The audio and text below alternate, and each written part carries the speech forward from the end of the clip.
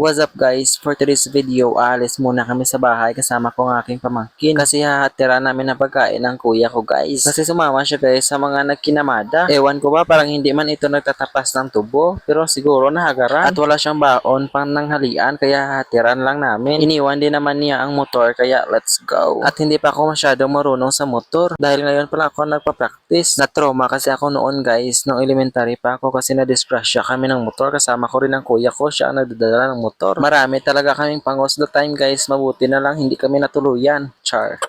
Kaya sabi ko sa sarili ko, hindi na talaga ako magdadala ng motor o kaya aangkas pa sa motor. Pero no choice talaga kasi sa bukid tayo nakatira. At ngayon palagi akong ginukulot ng kapatid ko guys na mag-practice na ng motor. Kasi kapag papagod daw siya magdala ng motor ay ako naman ang magdadala. At sa ngayon guys, na-realize ko na nakakapagod pala magdala ng motor. Lalo na kung malayo at dito sa amin na napakahirap ng daan. Pero for the go na to guys, ginusto natin to kaya paninindigan to natin. Anyway, nandito na kami guys sa may tinatapas nila na tubo. At namimiss kong magpangos ng tubo guys kaya pangos tayo dayon ah.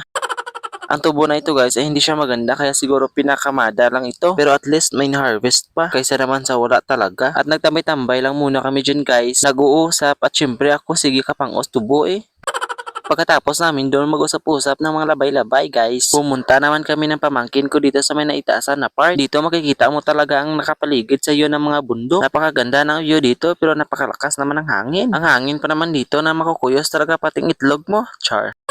At ang videographer ko guys, ang pamangkin ko. Always talaga yan, nag-e-insist na siya ang mag-video. Kapag uuwi ako dito sa bukid, magsasabi talaga yan guys na, dito mag-vlog tayo, ako na maghahawak ng kamera at mag-video sa iyo kasi marunong naman ako. Yan talaga ang always na linyahan niya, lalo na kapag maghahawak na ako ng cellphone. Tapos kapag tingnan ko na ang video, puro lang naman siya tawa. At mayroon ka pang mga maririnig na bulong-bulong niya sa cellphone.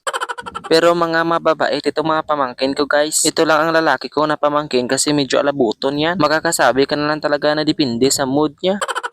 May dala-dala pa rin ako dyan guys na tubo at sige ka pang-it dyan. Pangalawang layon ko na atay dyan ng tubo. Hala pangos lang ng pangos hanggang mabusog ka. Char.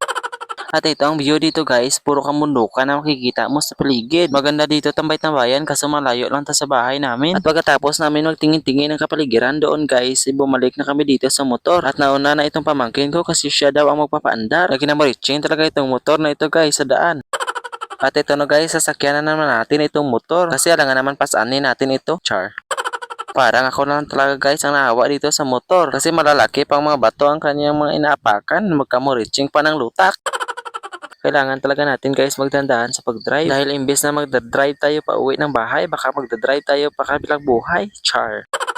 Believe din naman ako guys sa mga fighting spirit itong dalawa kong kapatid kasi pinapapractice nila ako ng motor. Kung hindi si Manang at ang anak niya ang angka sa akin, si Papa at saka itong kuya ko. Ayan tuloy, pagdating namin sa bahay ay nangangalay ang aking mga muscles. Ikaw ba naman nagpapractice ng motor tapos angkasan ng dalawa, bato-batuhon pa ang daan? Mabuti nga daw to para masanay na lang ako. Baka panghabal-habal driver talaga tayo kaya mag-practice na daan. At pagdating namin dyan sa may sapa-sapa guys ay hinugot ko yung mga tuwerka dyan kasi naghinalog siya. Hindi siya maghinalog na pinangsumok ko.